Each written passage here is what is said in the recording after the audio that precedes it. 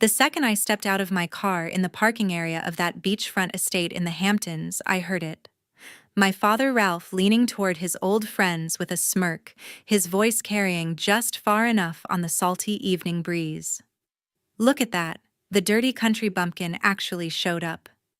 My mother Thelma chuckled beside him, adding something about how I didn't fit the vibe at all.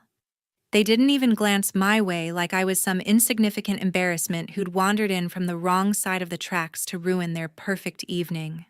What they didn't know, what nobody in that glowing, luxurious setup knew, was that I had signed the deed to this entire estate 3 years ago. This beachfront property in the Hamptons, the flagship of my East Coast luxury summer estates chain.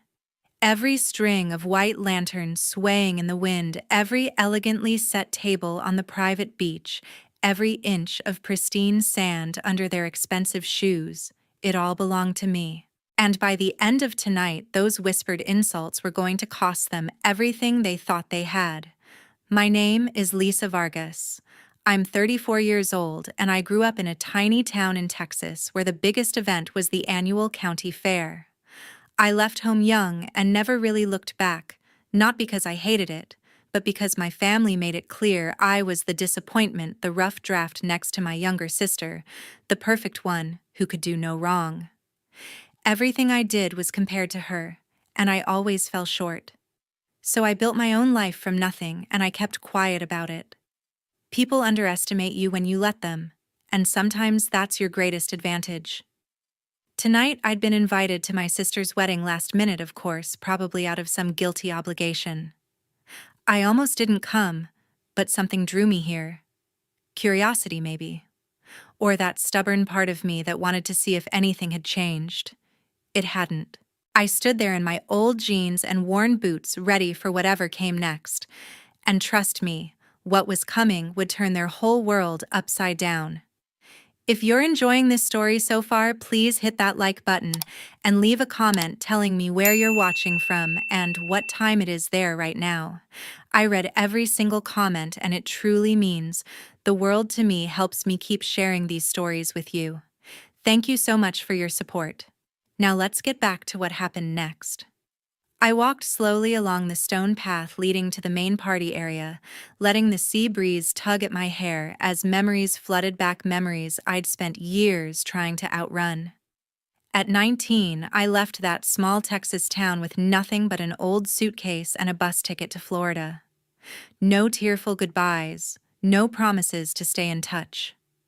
My family had made it clear long ago that I didn't quite measure up, so I figured I'd stop trying to fit where I never belonged. I landed a job waiting tables at a modest beachside resort down in the Panhandle.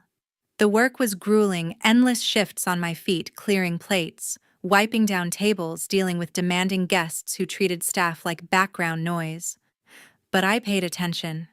I watched how the managers handled bookings, how they negotiated with suppliers, how they turned a good season into profit. Nights off, I'd study online courses on real estate and hospitality, scribbling notes under a cheap desk lamp in my tiny rented room. Every tip went into savings. No splurges, no weekends out. By 26, I'd scraped together enough for a down payment on a rundown coastal property, a small lot with an old house that needed serious work. I renovated it myself on weekends, learning as I went, turning it into a rental estate for summer vacationers. Guests started coming back year after year, leaving glowing reviews recommending it to friends. Word spread quietly in the right circles. One property became 2, then 4. I reinvested every dollar, focused on high-end summer rentals along the East Coast, places where wealthy families wanted privacy, ocean views, and that exclusive feel without the hotel crowds. Now my company owns a chain of luxury summer estates stretching from the Carolinas up to Maine. They're booked solid seasons in advance, generating more than I ever dreamed possible back when I was scrubbing tables. But I never told my family any of it. They still picture me scraping by, maybe in some cramped apartment, barely making rent. And honestly, I let them. It was easier that way. For the past 8 years, though, I've been sending money home anonymously through the company accounts, enough to cover the remaining mortgage on my parents' house in Texas, the rising utility bills, the roof repairs, after that bad storm, even some medical costs, when Dad needed physical therapy. Never signed, never explained. Just steady transfers arriving like clockwork. They assumed it was Ryder. Of course they did. My younger sister had always been the star, the one with the flashy social media presence, posting about her freelance PR gigs, hinting at big clients and exciting projects without ever naming names. It sounded impressive enough, especially to folks back home who didn't dig deeper, and my parents wanted to believe it. Bragging about Ryder's success made them look good in their small circle, proved they'd raised at least one child who made it. The truth, Ryder's income was sporadic at best, mostly small contracts and a lot of networking events. But the money kept coming, so the story stuck. 2 weeks ago, an invitation arrived in the mail for Ryder's wedding. Thick cream cardstock, elegant script, the kind of thing that screams money. It felt like an afterthought. Probably my mother's idea, a box to check for appearances. Family should be there, she'd say to her friends. I almost tossed it. Why put myself through another evening of subtle digs and comparisons? But something nagged at me. Maybe it was curiosity about this groom I'd never met, or wondering if time had softened anything back home. Or perhaps that stubborn streak that refused to let them think I'd vanished completely. So I cleared my schedule, closed up the main office, and drove. The route from our headquarters near New York down to the Hamptons wasn't too brutal, but I took it slow, stretching it into an overnight trip. Stopped at quiet roadside spots to watch the waves under moonlight, grabbed coffee at all-night diners, let the road quiet the noise in my head. Questions circled the whole way. Would they even notice I was there? Would Ryder gloat about her perfect life? And this Hudson guy, what kind of man was marrying into that dynamic? By the time I pulled into the estate's private lot, dawn had long given way to evening lights and the party was already in full swing. I parked, took a deep breath of that familiar salt air, and stepped out ready for whatever waited inside. The party unfolded across the private beach in a way that screamed curated elegance, long tables covered in crisp linens piled high with platters of just shucked oysters glistening on crushed ice, whole lobsters arranged in neat rows, and bowls of chilled shrimp cocktail, catching the light from overhead strings of bulbs. Servers circulated with trays of white wine kept perfectly cold, pouring into stemmed glasses that reflected the soft glow. The acoustic band near the shoreline strummed easy melodies, their sound blending seamlessly with the constant hush of waves rolling in. My parents noticed me right away as I moved deeper into the setup. Dad's eyes narrowed slightly at my casual jeans and shirt, his disapproval clear even from a distance. Mom turned to the group of friends clustered around her, murmuring something low that drew quiet laughs and knowing glances in my direction. It was their usual way, never direct confrontation, just enough to remind me I stood out for all the wrong reasons. Ryder glowed at the heart of everything, her white dress catching the breeze as she laughed with guests, linked arm in arm with Hudson Radcliffe, the groom, who'd seemed so polished in the few photos I'd seen. Hudson spotted me approaching and offered a brief handshake, his grip firm and his smile practiced. "Glad you could join us," he said, but his gaze swept over my outfit quickly as if cataloging the difference between me and everyone else. I nodded politely and eased toward the bar area for a moment of space, the crowd's chatter washing over me like background noise. That's where Madison Brooks found me, my middle sister, the one who'd always hovered between Ryder's spotlight and my shadow. We'd confided in each other during those late-night calls when I was first starting out, and she was the only family member who'd ever known the full scope of what I was building. She slipped in beside me, giving a quick, warm squeeze to my arm. "You doing all right? It's a lot seeing them fawn over Ryder like this hasn't changed a thing." Her concern felt genuine, a rare anchor in the evening. We stood there quietly for a bit, watching the flow of guests' toasts, raised photos, snapped stories exchanged about summer plans and mutual connections. While refilling my glass with sparkling water, I ended up close to a shaded service hallway leading back toward the kitchens. Bertram Radcliffe Hudson's father, a heavy-set man with a booming laugh he used often, was off to the side. Phone pressed to his ear, voice dropped low, but carrying in the relative quiet. He paced a few steps, stressing the need for this wedding to extend our runway a little longer, and how the consistent inflows from the Vargas household were keeping things afloat for now. I stayed just long enough to register the strain beneath his words, the way he scanned the area before ending the call. Earlier, I'd caught fragments of conversation among my own staff mentions of the Radcliffe party, suddenly requesting reductions in certain premium add-ons like trimming the dessert station or limiting the open bar duration changes that came after everything was already locked in. Bertram also grew visibly edgy whenever vendors brought up final payments or transfer confirmations, deflecting with promises of immediate resolution. Celeste spent much of the time at his elbow, her fingers frequently brushing against the heavy jewelry she wore, adjusting clasps or chains in small repetitive motions. These observations accumulated gradually, the cost-cutting from people presenting unlimited wealth, the anxious phone habits, the reliance on unverified family resources. Nothing overt, but the pattern emerged steadily, the kind of discrepancies that raised alarms for anyone who'd navigated high-stakes hospitality deals. The unease built into something more concrete, a recognition that this wasn't just wedding nerves or typical in-law posturing. Hudson guided Ryder and me away from the main crowd to a quieter corner near the outdoor bar, calling it a casual family moment before the night ramped up.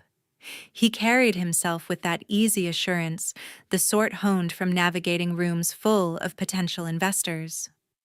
Our family has handled plenty of significant deals in the luxury vacation property space. He said, his voice level but pointed. High-value transactions that require discretion and alignment from everyone involved. He paused, holding my gaze steadily. It would be a shame if something threw off Ryder's perfect evening, don't you think? Ryder squeezed his arm affectionately, her eyes sparkling with complete trust, missing the subtle warning entirely. I offered a neutral smile and a soft agreement, giving nothing away. As they moved on to greet more guests, I lingered in the background, letting the pieces settle. Bertram's habit of checking his phone had become more frequent, his jaw tightening briefly each time before he smoothed it over with a laugh for approaching well-wishers. Celeste rarely strayed far, her hand often drifting to adjust that elaborate necklace, fingers lingering on the stones, as if confirming they hadn't disappeared. Ryder circulated effortlessly, introducing Hudson with glowing pride, mentioning her future in-laws' extensive holdings in premium coastal developments, the kind that generated serious passive income. She delivered it with such unfiltered joy, convinced this union secured the future she'd been raised to expect. My parents hovered nearby, engaging their longtime acquaintances with satisfied nods, sharing how their youngest daughter was joining a family with genuine financial depth, one that understood real estate at the highest levels. Dad stressed the reliability, Mom echoed the sentiment, both reveling in the social upgrade it implied for them. These elements layered on top of everything else, the abrupt scaling back on contracted extras, the overheard urgency about timing, the boasting that stayed just vague enough to avoid scrutiny. It formed a picture that experience had taught me to recognize smoke where there shouldn't be any. The inconsistencies weren't screaming. They whispered, persistent and growing louder the more I listened. I stepped aside briefly, pulling out my phone to send a concise follow-up to Jasper Quinn, my trusted general manager who'd proven invaluable spotting potential pitfalls in the industry over the years. Dig deeper on Radcliffe connections, any red flags in recent developments or partnerships. While awaiting details, I wandered back toward the water's edge, the party's glow fading behind me as waves provided a steady rhythm. The cool air cleared some of the immediate frustration, sharpening focus on what mattered most, protecting the company I'd built independently, free from their expectations or involvement. The resentment from years of being sidelined resurfaced but channeled now into resolve. Whatever scheme was unfolding, it threatened assets earned through solitary grind, not handed over or shared. Jasper's response arrived promptly, outlining preliminary findings that aligned with my suspicions. Ivy Morales followed up almost immediately, her call confirming the gravity from legal channels.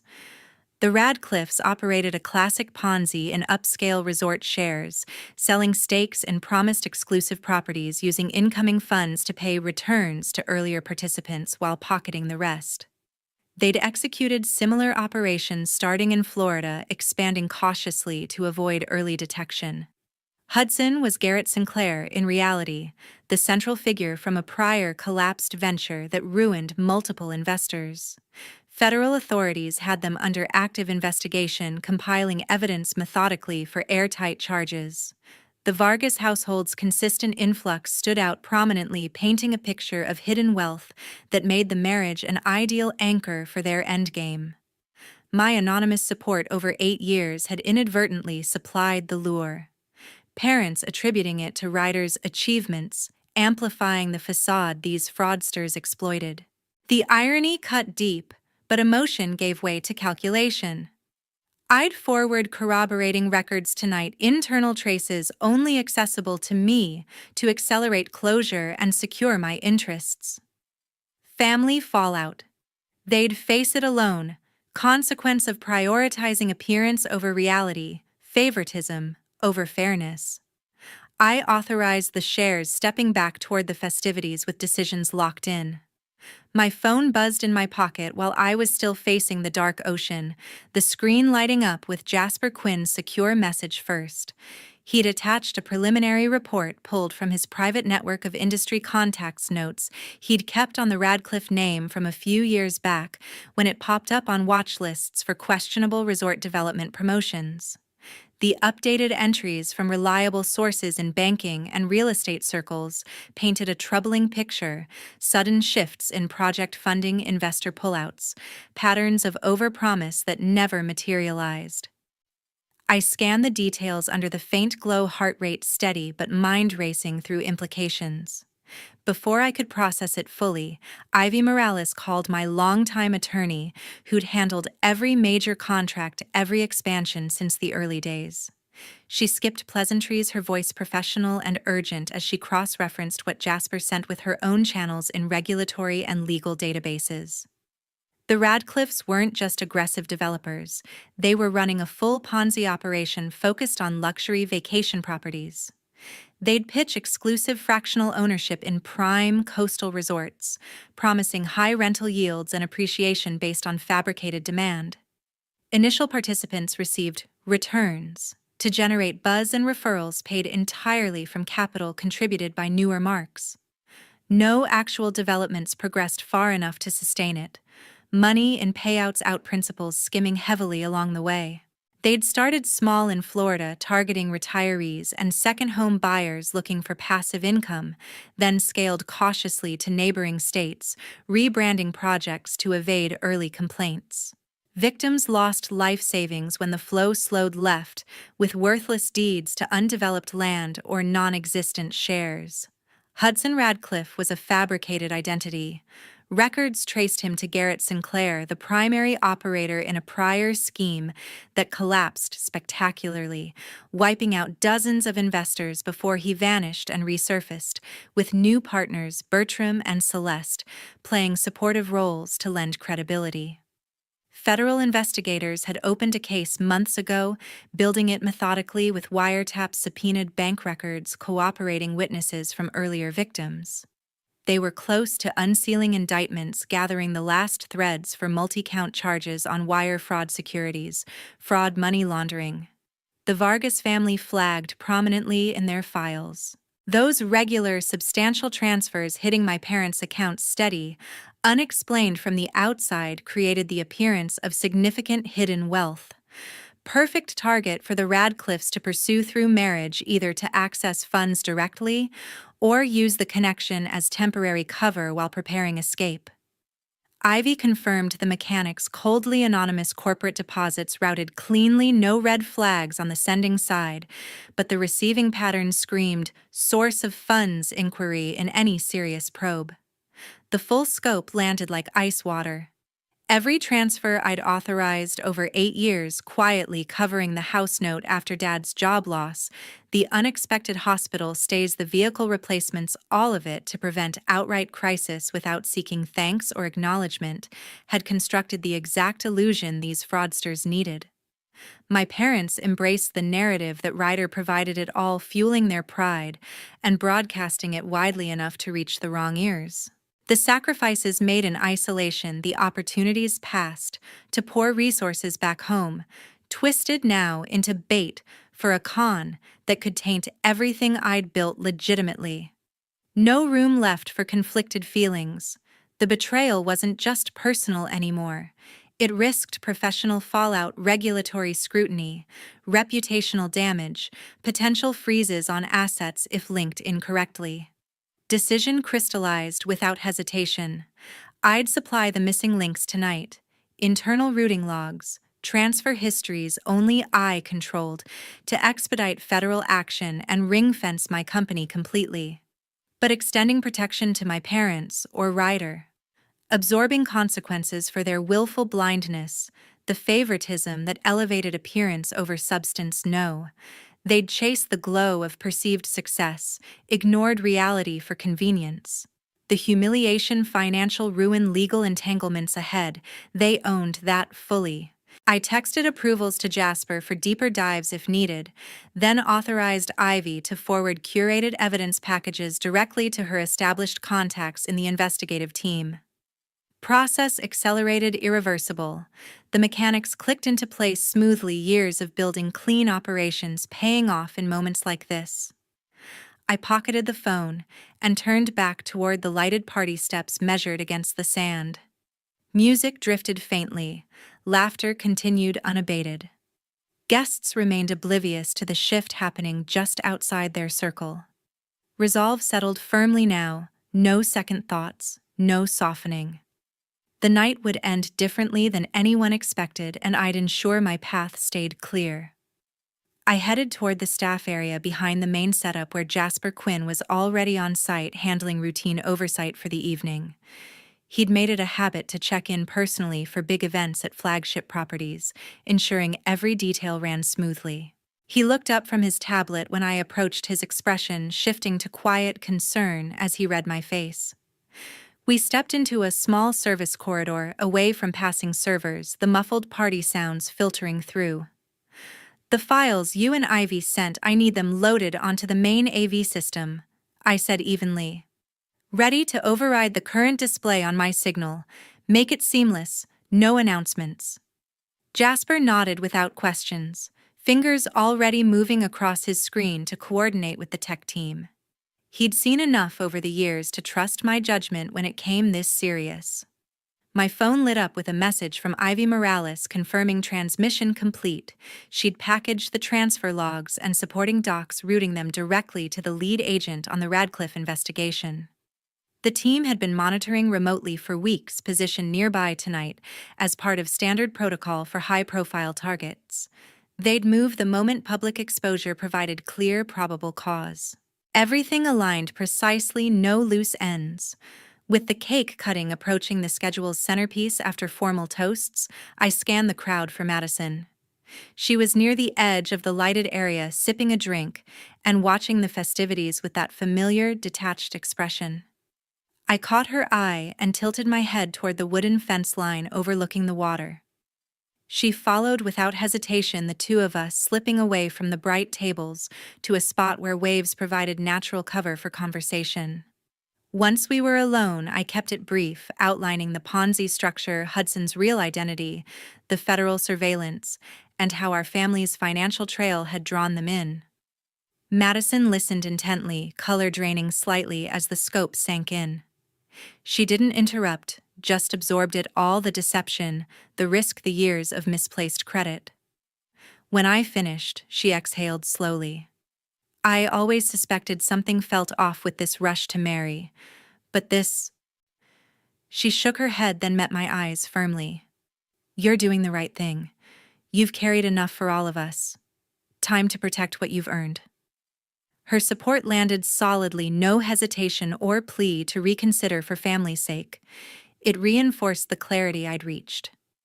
We stood there a moment longer, the distant music and laughter contrasting sharply with the conversation's weight.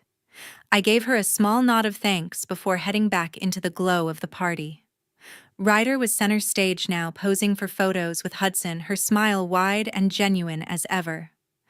My parents flanked them proudly, directing the photographer for group shots with the Radcliffes beaming like this alliance sealed some long-held dream. Guests clustered around, raising glasses in informal cheers, sharing stories about past Hampton seasons and future plans.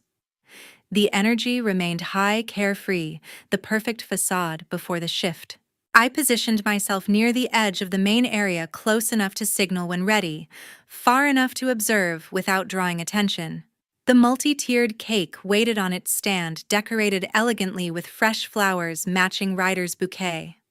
Servers prepped for the ceremonial push to center stage. Anticipation built naturally among the crowd, phones coming out for videos, applause ready.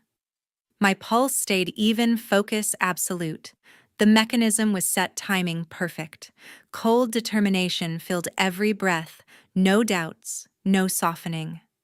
Consequences would unfold exactly as they should.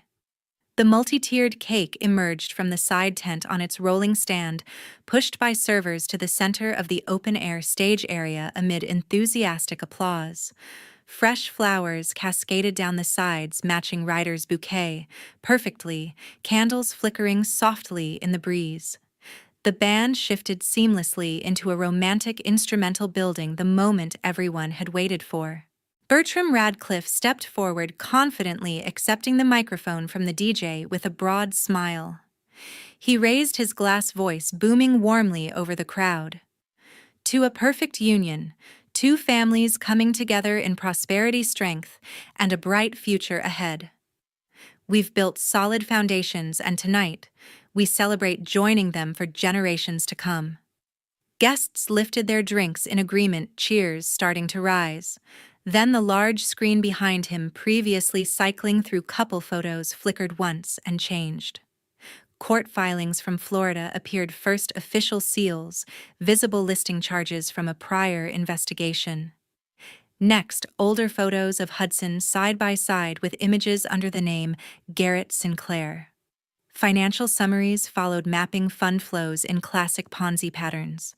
Federal surveillance authorizations closed the sequence, dates and signatures clear. The applause died instantly. A hush fell, broken only by confused murmurs as people leaned forward, squinting to make sense of it. Bertram's face froze, mid-toast glass still raised. He turned toward the screen, color draining. Agents in plain suits entered from both sides of the beach setup, badges flashing under the lights as they moved decisively. "Federal agents," one announced calmly but firmly. "Bertram Radcliffe, Celeste Radcliffe, Garrett Sinclair. You are under arrest for wire fraud, securities, fraud, and conspiracy." Cuffs clicked into place efficiently. Bertram stammered protests about mistakes. Celeste gasped and clutched at him. Hudson Garrett tried backing away, but found his path blocked. Ryder stood rooted beside the cake, knife in hand, forgotten, her expression shifting from confusion to denial. "This is wrong," she whispered at first, then louder, shaking her head as reality crashed in. She sank into a nearby chair, the joy evaporating into blank shock. My parents pushed through the stunned guests toward the stage, faces pale with panic. Dad reached out desperately. "Do something, fix this," Mom echoed, voice cracking. "You're the one with money now, help us save your sister." No apologies, no questions about how or why, just demands for rescue, as if obligation trumped everything. I walked forward through the parting crowd, boots steady on the sand. Jasper handed me the microphone without a word. The room beach really waited in tense silence. Good evening, I said clearly, voice carrying over the waves. I'm sorry for the interruption, but there's information everyone here deserves to know. I gestured to the screen, still displaying the evidence. The Radcliffe family has been operating a Ponzi scheme targeting vacation property investments. Hudson Radcliffe is actually Garrett Sinclair with a history of similar frauds. Pauses for the wait to land. And this estate, the entire venue tonight, is part of my chain of luxury summer properties. I own it along with the others up and down the East Coast. Gasps rippled through. For 8 years, I've been the one sending money home to Texas, the mortgage payments, bills, repairs. Not Ryder. Me. Anonymously, because that's how it's always been. Ryder looked up from her chair, eyes wide with fresh betrayal. My parents stood frozen, mouths open but silent. I won't be continuing that support, I continued. Any of it? Family ties end here completely, permanently. No more help, no contact. I set the microphone down, turned, and walked away through the crowd that parted without resistance. Behind me, Ryder's sobs started, mixed with my parents' frantic pleas, fading into the night air.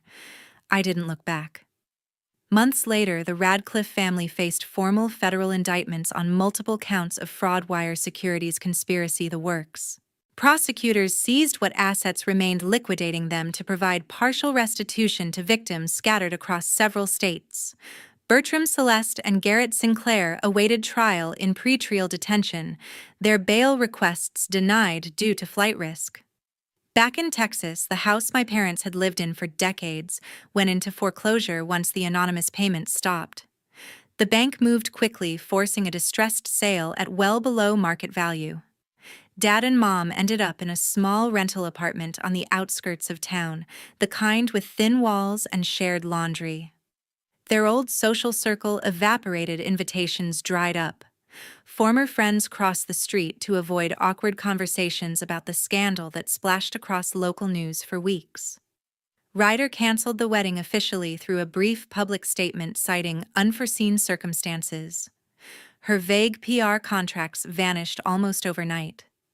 Clients distanced themselves from the association, leaving her without steady work. The isolation hit hard. She withdrew from social media, stopped attending events, spent days in a fog of emptiness as people she'd considered close quietly backed away. Madison Brooks made her choice clear early on. She reached out the day after the wedding fallout, offering unwavering support without judgment. We started talking regularly, phone calls that stretched late, catching up on years of distance. She visited the Hamptons a few times, staying in one of the guest suites, and we walked the beach discussing everything from business plans to the family dynamics we'd both navigated differently. Eventually, she cut contact with our parents, and Ryder too, unable to reconcile their long-standing favoritism with the damage it caused. The business, meanwhile, thrived in ways I hadn't anticipated. Word of the event spread through industry channels, not as gossip, but as proof of integrity. Investors and partners appreciated the clean break from any potential taint. Bookings surged for the upcoming seasons. I closed deals on 2 new properties, one in Maine, with stunning rocky coastline views, another in Rhode Island, offering historic charm updated for modern luxury. The chain grew stronger, reputation enhanced by transparency and solid operations. Life at the Hamptons estate settled into a quiet rhythm. I cherished mornings reviewing expansion projections, afternoons walking the grounds or meeting with staff about guest experiences, evenings watching sunsets from the deck without interruptions. Looking back on it all, the lesson stands out sharply. Favoring one child while diminishing another, chasing the illusion of status and wealth without questioning its source, it exacts a heavy toll. My parents lost their home, their standing, their daughter's respect. Ryder lost the future she'd been promised. The Radcliffes lost freedom and everything they stole. People will always try to judge you by where you started or how you appear on the surface. Let them. While they're busy looking down, you build something real, something lasting. In the end, true success isn't about proving them wrong with a dramatic moment. It's about walking away, knowing you created your path on your own terms, free from their limitations. And that's worth more than any apology or reconciliation they might offer too late.